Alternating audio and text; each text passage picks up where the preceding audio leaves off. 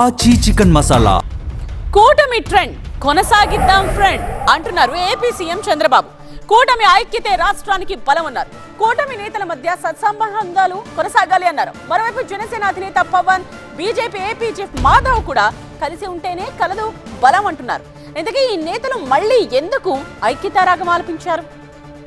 Assembly budget సమావేశాల వేళ NDA శాసనసభాపక్ష సమావేశం ప్రాధాన్యతను సంతరించుకుంది. కూటమి సభ్యులంతా ఐకమత్యంతో పనిచేస్తేనే రాష్ట్రంలో అభివృద్ధి పరుగులు తీస్తుందన్నారు. నిబద్ధత లేకపోతే ఫలితాలు కష్టమన్నారు. 20 నెలల కూటమి పాలనలో ఎక్కడా విభేదాలు లేవన్నారు చంద్రబాబు. కూటమి సభ్యులు తమ నియోజకవర్గాల్లోని సమస్యలను తన దృష్టికి తీసుకొస్తే పరిష్కరిస్తానన్నారు.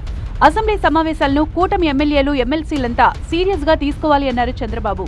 సభ్యుల ప్రసంగాలు వింటా, మంత్రుల సమాధానము వింటా అన్నారు చంద్రబాబు.